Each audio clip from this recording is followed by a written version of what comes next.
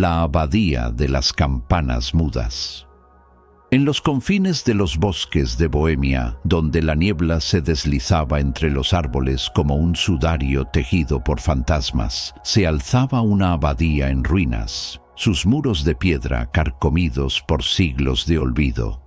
Los viajeros, al pasar por sus senderos, la llamaban la abadía de las campanas mudas, pues en sus torres colgaban campanas de bronce, imponentes y frías, que no habían emitido un solo tañido en generaciones. El viento ululaba entre ellas, pero su silencio era más pesado que cualquier sonido, como si cargaran un secreto antiguo. La leyenda susurrada en las tabernas y los hogares de los aldeanos hablaba de un tiempo en que aquellas campanas hacían temblar la tierra con su voz. Siglos atrás, cuando los bosques eran aún más espesos y los reyes guerreaban por el dominio de las colinas, un abad de nombre olvidado gobernaba la abadía con mano firme y corazón soberbio. No se contentaba con guiar a los monjes en oración. Quería que su voz resonara más allá de los valles, que su poder doblegara a reyes y humillara a ejércitos. En su arrogancia, ordenó despojar a los campesinos de sus pocas riquezas, anillos, monedas, joyas de familia, y con ese oro robado mandó fundir campanas tan grandes que su sombra cubría los campos. El día en que las campanas fueron izadas a las torres, el abad subió al campanario y con un gesto teatral tiró de las cuerdas. El tañido que brotó no fue un canto de fe, sino un rugido que desgarró el aire. Las murallas de la abadía se agrietaron, los árboles cercanos se doblaron como si huyeran, y en las colinas lejanas las rocas se partieron como si el mismísimo cielo hubiera caído. Pero las campanas, al sentir la soberbia que las había creado, se rebelaron. Tras aquel estruendo quedaron mudas, condenadas por una fuerza más antigua que el orgullo humano. Desde entonces, la abadía cayó en la decadencia. Los monjes la abandonaron y las campanas se convirtieron en un recordatorio silente de la vanidad.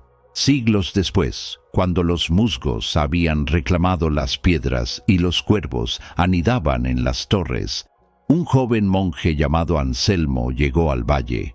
Era un hombre de mirada serena y manos callosas, más acostumbrado al trabajo de la tierra que a los pergaminos.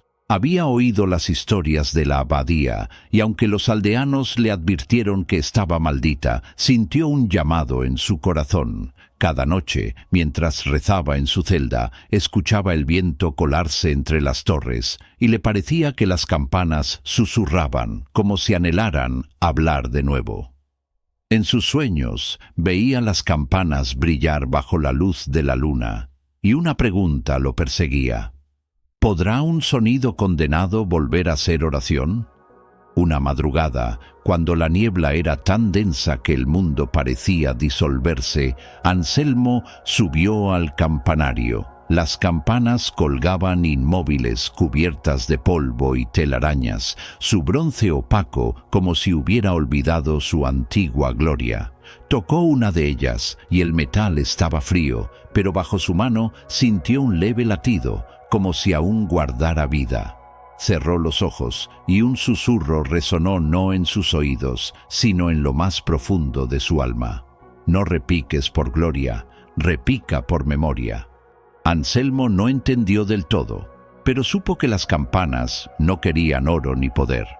Bajó al pueblo y reunió a los aldeanos en la plaza, bajo un roble centenario. Con voz tranquila les pidió algo inusual. No traigáis riquezas ni armas, traed lo que lleváis en el corazón, una piedra de vuestros hogares, una lágrima por vuestras pérdidas, una canción de vuestros ancestros. Dadme lo que os hace humanos. Los aldeanos, al principio confundidos, obedecieron. Una anciana trajo una piedra lisa del río donde su esposo había pescado. Un niño ofreció una flor seca que su hermana le había regalado antes de morir. Un herrero cantó una tonada que su padre le enseñó. Anselmo recogió cada ofrenda con reverencia y las llevó al campanario. Allí, Bajo las campanas las dispuso en un círculo, como si fueran un altar de memorias. Al amanecer, cuando el primer rayo de sol atravesó la niebla, Anselmo tiró de la cuerda de la campana mayor. No hubo un estruendo, sino un murmullo suave, casi un lamento, que se alzó como una brisa. Era un sonido distinto, no imponente, sino cálido, tejido con los ecos de las vidas que los aldeanos habían compartido. Cada tañido parecía llevar un nombre, una risa, una lágrima. Los aldeanos, reunidos al pie de la abadía, sintieron que el sonido los envolvía, como si las campanas cantaran sus propias historias. Desde aquel día la maldición pareció desvanecerse. Los campos que habían languidecido bajo la sombra de la abadía comenzaron a florecer de nuevo. Los viajeros que antes evitaban el lugar empezaron a detenerse, atraídos por el rumor de las campanas que ahora sonaban una vez al año, en la víspera del invierno. Cada tañido era un recordatorio de los vivos y los muertos, un canto que unía el pasado con el presente. Los aldeanos subían al campanario y añadían nuevas ofrendas, un peine de madera, un dibujo infantil, una oración susurrada. Y las campanas, alimentadas por esas memorias, nunca volvieron a callar. Anselmo vivió muchos años en la abadía, cuidando las campanas como si fueran un jardín. Nunca buscó ser abad ni líder, pero los aldeanos lo miraban con gratitud, como si hubiera devuelto la voz al corazón del valle. Cuando murió, lo enterraron bajo el roble de la plaza, y esa noche las campanas sonaron solas. Un tañido suave que los aldeanos juraron que llevaba su nombre. La leyenda de la abadía de las campanas mudas se extendió por Bohemia, y los bardos cantaron sobre Anselmo, el monje que enseñó a las campanas a cantar de nuevo. En las noches frías, cuando el viento llevaba el eco de los tañidos, los viajeros decían que podían sentir la presencia de las memorias del valle, susurrando que la vida, aunque frágil, nunca se pierde si alguien la recuerda. Las voces más puras no nacen del poder ni de la riqueza, sino de la memoria compartida. Una campana vacía es solo ruido, una campana llena de almas, que resuena con las vidas de quienes la tocan, es eternidad.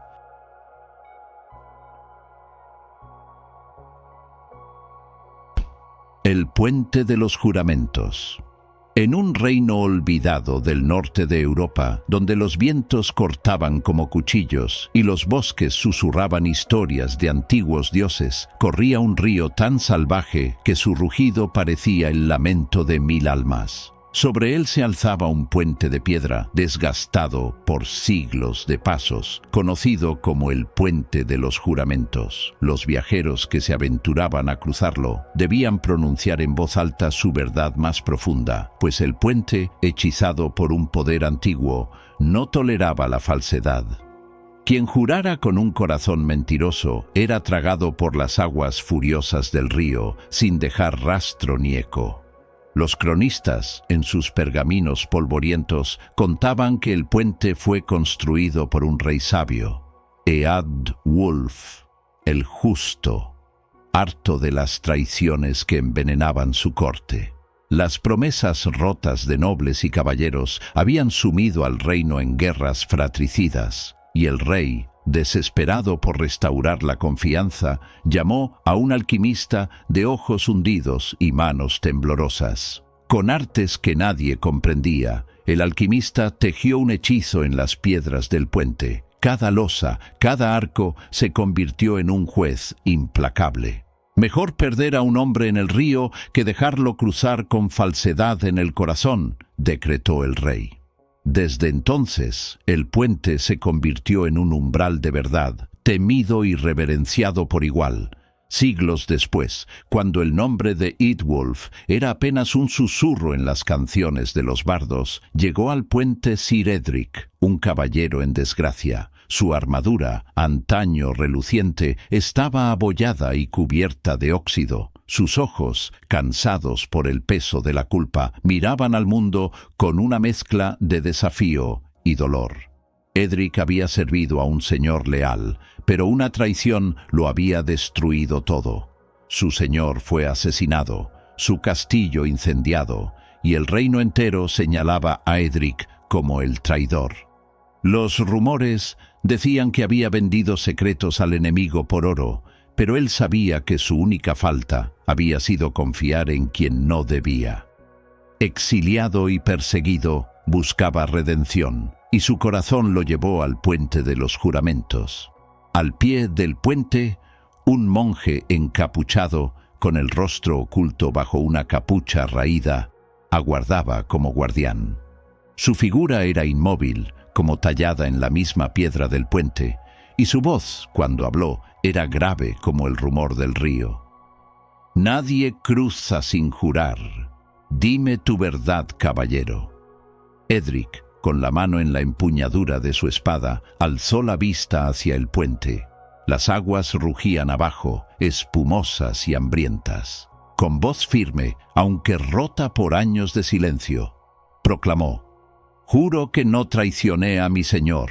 Mi corazón es leal, aunque el mundo me condene». El puente tembló bajo sus pies. Las piedras crujieron y el río rugió con una furia que parecía viva, como si dudara de sus palabras. Los viajeros que aguardaban al otro lado contuvieron el aliento, esperando que las aguas se alzaran para reclamarlo. Pero el río se calmó y el puente permaneció firme. Edric, con el corazón latiendo como un tambor, dio un paso adelante y cruzó, indemne. Detrás de él, un mercader de mirada astuta y capa bordada con hilo de oro se acercó al puente. Con una sonrisa confiada, alzó la voz: «Juro que mi oro es limpio, ganado con justicia y trabajo honesto». Apenas terminó de hablar, un grito desgarró el aire. Las piedras bajo sus pies se partieron como si fueran pan seco, y el mercader cayó al río. Las aguas lo envolvieron en un instante y su capa dorada desapareció en la corriente. Los viajeros, aterrados, cayeron de rodillas, murmurando oraciones. Algunos huyeron, temiendo que el puente los juzgara también. Pero Edric, ya al otro lado, sintió el eco del rugido del río en su alma. Comprendió que no bastaba con jurar inocencia. El puente no buscaba palabras vacías, sino una vida que sostuviera la verdad pronunciada. Durante años, Edric vagó por tierras lejanas, perseguido por el peso de su juramento. Buscó al verdadero traidor, un caballero de su propia orden que había vendido a su señor por poder. En cada pueblo, en cada castillo, Edric preguntaba, seguía pistas, enfrentaba peligros. Su espada, que había jurado no volver a blandir por venganza, se convirtió en un faro de justicia. Enfrentó bandidos, protegió aldeas, y poco a poco su nombre comenzó a ser susurrado, no como el de un traidor, sino como el de un hombre que buscaba la verdad. Finalmente, en una fortaleza al borde de un acantilado, encontró al culpable. Sir Baldwin, un caballero de sonrisa fácil y corazón podrido. En un duelo bajo la lluvia, Edric lo derrotó, no con odio, sino con la certeza de quien defiende lo justo. Baldwin, herido de muerte, confesó su traición ante testigos, y el nombre de Edric fue limpiado. Pero en lugar de quedarse a recibir honores, Edric sintió el llamado del puente. Había cruzado su piedra, pero aún no había cruzado el peso de su propia alma. Regresó al puente de los juramentos al atardecer, cuando el cielo ardía en tonos de fuego. El monje encapuchado seguía allí, como si el tiempo no lo tocara. Edric se arrodilló sobre las piedras, ahora lisas y cálidas bajo el sol poniente, y habló con voz clara. «Ahora juro no por mí, ni por mi nombre, sino por la justicia que persiste más allá de cualquier hombre. Juro vivir para que la verdad no sea solo una palabra, sino un camino». El río, que siempre rugía, guardó silencio. Por primera vez en siglos, el puente brilló con una luz dorada, como si las piedras mismas reconocieran su juramento. Los viajeros que lo vieron juraron que el monje sonrió bajo su capucha antes de desvanecerse en la brisa. Edric cruzó el puente una vez más, y esta vez no sintió el peso de la duda. La leyenda del puente de los juramentos creció, y los pueblos del reino comenzaron a enseñar a sus hijos que el puente no era solo un paso de piedra, sino un espejo del alma. Cada hombre, decían, debía cruzar su propio puente de juramentos, no con palabras grandiosas, sino con una vida que la sostuviera. Los bardos cantaron sobre Edric, el caballero que cruzó 2 veces y vivió para honrar su verdad. Y en las noches claras, cuando el río cantaba suavemente, algunos decían que podían ver un destello dorado en el puente, como si el hechizo del alquimista aún velara por aquellos que caminaban con honestidad. No hay murallas ni castillos tan fuertes como la verdad sostenida en los actos. El río de la vida se lleva a los mentirosos, pero sostiene a quienes caminan con el peso de la honestidad, forjando un puente que ni el tiempo ni la corriente pueden quebrar. La tejedora de sombras. En un valle olvidado de los Cárpatos, donde los picos se alzaban como guardianes y el sol rara vez vencía a la niebla, existía una aldea que vivía bajo el amparo de las sombras. No eran sombras comunes, sino hebras vivas que danzaban al anochecer, protegiendo los hogares de tormentas, bestias y males antiguos. Los aldeanos decían que eran obra de una tejedora misteriosa, una anciana que vivía en una cueva al borde del bosque y que con su rueca hilaba la oscuridad para mantener el valle a salvo. Pero una noche sin luna, las sombras dejaron de moverse. Se volvieron pesadas, inmóviles, como si alguien hubiera cortado los hilos que las sostenían. Los vientos fríos azotaron los tejados, las bestias aullaron más cerca y los sueños de los niños se llenaron de pesadillas. Los ancianos susurraron que la tejedora había perdido su fuerza y que solo un alma dispuesta a dar algo de sí misma podía devolverle el poder a su rueca. En aquella aldea vivía Marika, una joven huérfana conocida por su habilidad con la aguja. No tejía ropas lujosas ni bordados para nobles. Sus manos creaban mantas para los enfermos, capas para los viajeros y paños para los altares del templo. Era silenciosa, con ojos que parecían ver más allá de lo que otros notaban, y aunque su vida era humilde, su corazón cargaba un anhelo: dar sentido al vacío que la muerte de sus padres había dejado. Cuando los aldeanos hablaron de la tejedora, Marika sintió un tirón en el alma, como si un hilo invisible la llamara. Tomó su aguja más fina, un ovillo de lana negra y una lámpara de aceite, y se adentró en el bosque. El camino era traicionero, con raíces que parecían querer atraparla y un frío que mordía sus huesos. Al llegar a la cueva, encontró a la tejedora, una figura encorvada, con cabellos blancos como la escarcha y manos que temblaban sobre una rueca inmóvil. «¿Por qué has venido, niña?», preguntó la tejedora con una voz que parecía tejer palabras con el viento. «Las sombras han dejado de danzar», respondió Marika. «Quiero que el valle vuelva a estar a salvo. Dime qué debo hacer». La tejedora la miró con ojos que brillaban como carbones encendidos. «Mi rueca necesita un hilo nuevo, pero no cualquier hilo. Debe ser tejido con lo que más atesoras de ti misma. Cada hebra que des te hará más frágil, hasta que quizá no quede nada de quien eres. ¿Estás dispuesta?».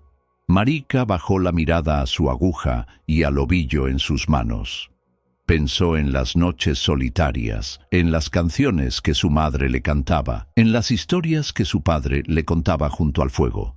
Esos recuerdos eran lo único que la anclaba al mundo. Pero también pensó en los niños que temblaban en sus camas, en los ancianos que miraban al cielo con temor. Con un nudo en la garganta, asintió. «Que mi hilo sea suficiente».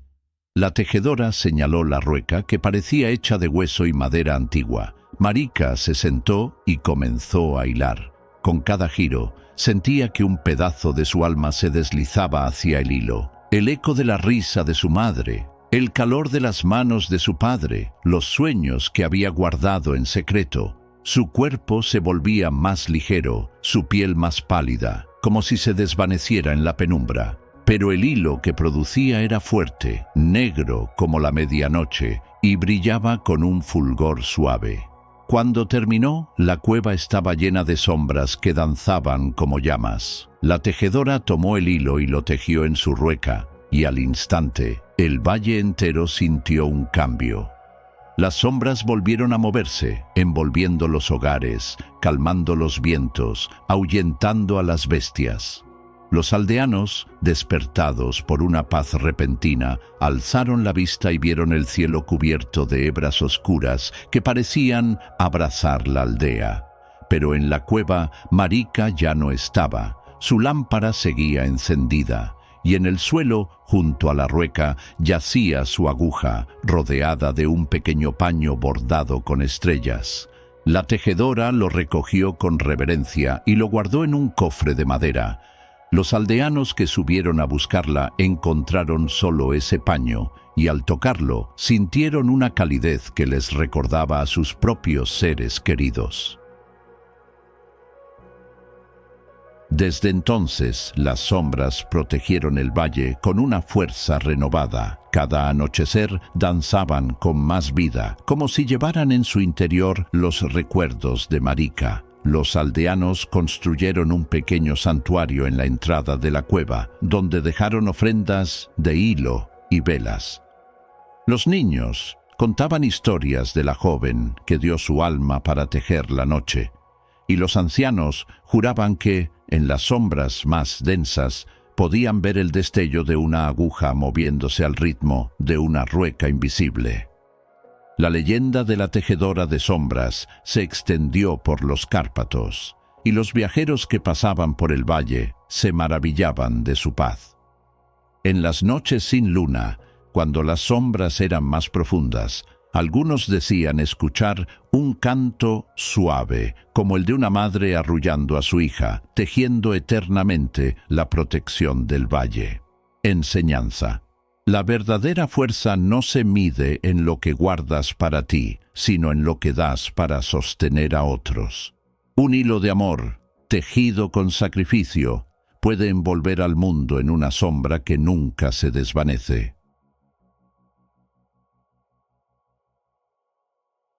El caballero del reloj de arena. En un reino olvidado, encajonado entre montañas dentadas donde la nieve nunca se derretía del todo, se alzaba una fortaleza en ruinas que los pastores evitaban al anochecer. Allí, entre sus muros rotos, nació una leyenda que los trovadores cantaban con voz temblorosa, la del caballero del reloj de arena. Nadie sabía su nombre, ni de qué tierras venía, ni si alguna vez había sido hombre de carne y hueso. Lo único cierto era su presencia en los campos de batalla, siempre en el momento exacto en que la sangre teñía la tierra y el aire olía a hierro y muerte. No llevaba espada, ni lanza, ni escudo, solo un reloj de arena colgado al pecho, su cristal opaco brillando como si contuviera estrellas atrapadas. Cuando el caballero aparecía, el fragor de la guerra se detenía. Al dar la vuelta a su reloj, la arena comenzaba a caer, y con ella, el tiempo mismo parecía rendirse.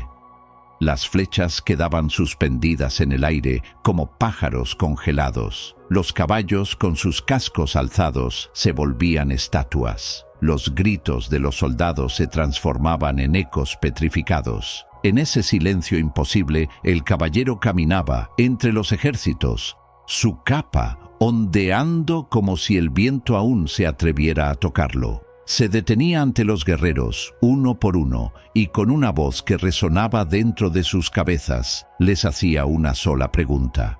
¿Vale la sangre que estás a punto de derramar? Algunos, al escucharle, sentían un frío que les calaba los huesos. Bajaban sus armas cuando el tiempo regresaba, sus rostros pálidos como si hubieran visto su propio destino. Otros, con los corazones endurecidos por la ambición o el odio, no podían responder. Cuando la arena terminaba de caer, sus cuerpos caían también, sin herida visible, como si la vida misma los hubiera abandonado. Los supervivientes contaban que los ojos del caballero, bajo su yelmo gastado, no mostraban ira ni juicio, solo una tristeza antigua, como si cargara el peso de todas las guerras que había presenciado. Los reyes y señores feudales comenzaron a temer su presencia. En sus cortes, donde la codicia y el poder se negociaban entre copas de vino, su nombre era un susurro maldito. Mandaban vigías a los caminos, arqueros a las colinas, incluso magos para conjurar barreras contra él. Pero el caballero siempre encontraba el camino, como si el reloj de arena lo guiara hacia los corazones donde la ambición ardía más fuerte. Algunos decían que era un espectro enviado por los dioses para castigar la soberbia, otros que era un ángel que ofrecía redención, y los más supersticiosos lo llamaban una maldición, tejida por el tiempo mismo para recordar a los hombres su fragilidad. En una primavera sangrienta, dos castillos hermanos, divididos por una disputa mezquina sobre tierras y títulos, se enfrentaron en un valle cubierto de cenizas. El príncipe Alaric, joven y feroz, lideraba uno de los ejércitos, su espada brillando con la promesa de victoria. Su hermano, el príncipe Corwin, comandaba el otro, sus ojos nublados por el rencor. Los cuernos de guerra resonaban y la tierra temblaba bajo el galope de los caballos.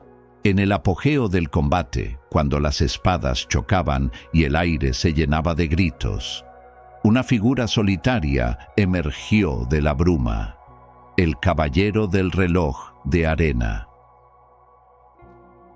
Sin dudar, Alaric espoleó su caballo y cargó contra él, su espada alzada con furia. Pero el caballero dio la vuelta a su reloj y el mundo se detuvo. Alaric, atrapado en el silencio, vio cómo el paisaje se desvanecía. En su lugar apareció una visión. Él mismo, envejecido, sentado en un trono de piedra fría, rodeado de cadáveres. Sus manos estaban manchadas de sangre, sus ojos vacíos, y el castillo que tanto había codiciado era una ruina cubierta de hiedra. El peso de la soledad lo aplastó, y cuando el caballero habló, su voz fue como un cuchillo.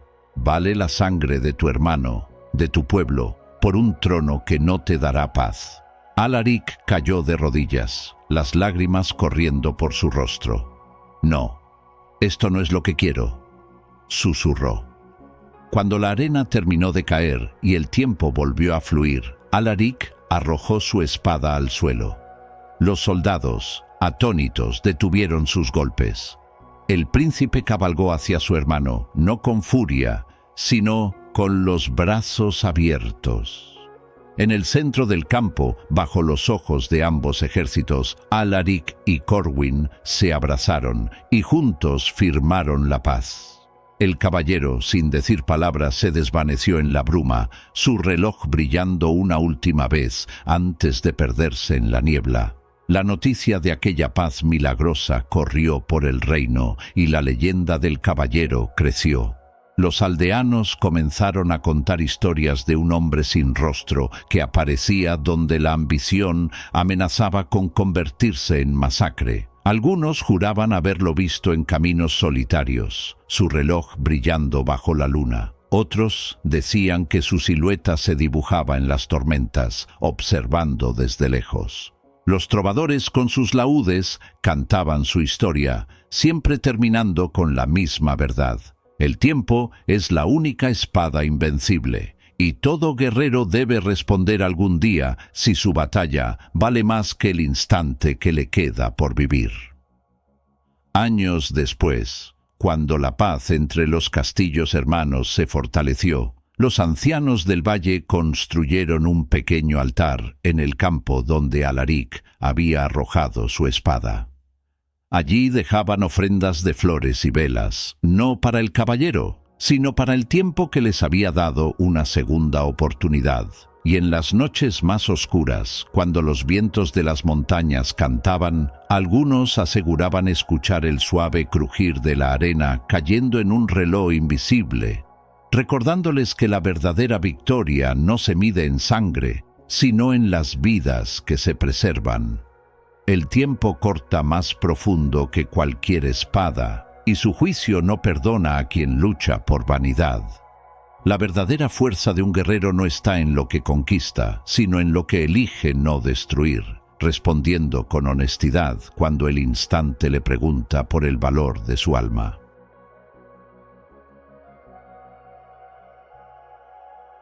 El faro de las almas errantes.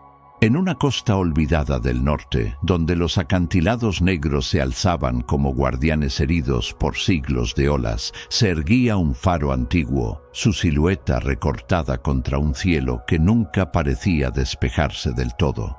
Nadie sabía quién lo había construido ni cuándo. Las piedras de su base estaban talladas con runas que ningún erudito podía descifrar, y su estructura desafiaba el paso del tiempo. Lo más extraño era su luz, un resplandor que nunca titubeaba, ni en las tormentas más feroces, ni en las noches sin luna. No ardía con aceite ni carbón, y los pescadores juraban que su brillo no era de este mundo. Lo llamaban el faro de las almas errantes, pues decían que no guiaba barcos a puerto seguro, sino que alumbraba el camino de los espíritus que el mar se había llevado. En un pueblo cercano, encajonado entre rocas y dunas, las gentes vivían del mar y temían su furia. Cada invierno, las olas reclamaban vidas, y las viudas bordaban sus lamentos en mantos negros. Entre ellos vivía Isandro, un joven pescador de manos fuertes y mirada perdida.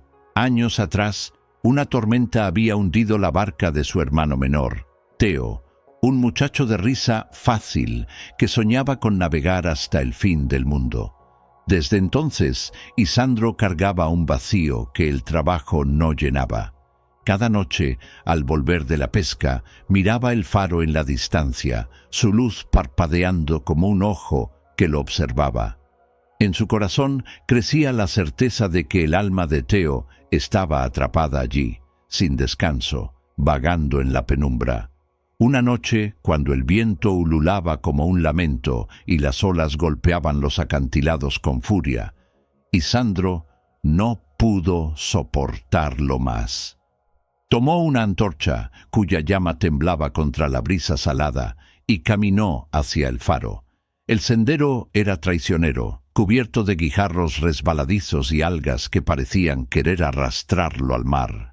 La escalera de piedra que ascendía en espiral estaba erosionada, como si las olas hubieran intentado reclamarla. Cada paso resonaba con un eco húmedo, y el aire olía a sal y a algo más antiguo, como el aliento de los siglos.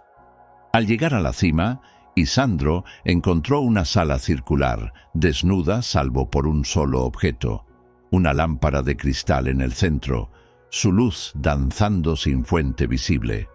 Las paredes parecían absorber el resplandor, y el silencio era tan profundo que podía escuchar su propio corazón. Frente a la lámpara estaba un anciano de túnica gris, su rostro surcado de arrugas como las grietas de los acantilados. No levantó la vista, pero habló con una voz que parecía surgir del mismo mar. «Has venido a buscar a alguien». Isandro, con la antorcha aún en la mano, asintió. «A mi hermano, Teo. Su alma está atrapada aquí, lo sé. Quiero liberarlo». El anciano sonrió, una sonrisa triste que parecía cargar el peso de 1000 naufragios. «Nadie está atrapado. El faro no retiene. Muestra, mira y entiende». Con un gesto lento, el anciano tocó la lámpara. Las llamas se abrieron como una ventana y el cristal se volvió un espejo de visiones. Isandro vio barcos destrozados por tormentas, sus mástiles rotos como huesos. Vio marineros hundidos en la negrura, sus rostros serenos. Vio mujeres en las playas, llorando mientras el viento se llevaba sus gritos. Y entonces lo vio. Teo, flotando en un océano de sombras, pero no estaba solo. Reía, rodeado de otros marineros, sus rostros iluminados por una luz suave. Cantaban canciones de mar, compartían historias de puertos lejanos, como una familia unida en una orilla invisible. No había dolor en sus ojos, solo paz. Y Sandro cayó de rodillas, las lágrimas mezclándose con la sal en sus mejillas. «¿Por qué me lo muestras?», preguntó con la voz rota. El anciano se acercó, su túnica rozando el suelo como un susurro. «Para que entiendas que el dolor es tuyo, no de ellos. Las almas no se pierden, encuentran nuevos caminos. Lo que el faro ilumina no son los muertos, sino las sombras que los vivos cargan al aferrarse a su ausencia. Libera a tu hermano soltando tu duelo». Y Sandro cerró los ojos, y en el silencio escuchó el eco de la risa de Teo, la misma que llenaba su casa cuando eran niños. Comprendió que su hermano no estaba atrapado, que su viaje había continuado en un mar que él no podía navegar. Pero él, y Sandro, seguía aquí, y su vida no debía ser un naufragio. Se puso en pie, la antorcha temblando en su mano, y miró al anciano. «¿Qué debo hacer ahora?». «Vive», respondió el anciano. «Vive de manera que tu luz, como la de este faro, guíe a otros a puerto seguro». Cuando Isandro salió del faro, la tormenta había cesado. El cielo estaba claro, y la luz del faro brillaba con una calidez que no había notado antes.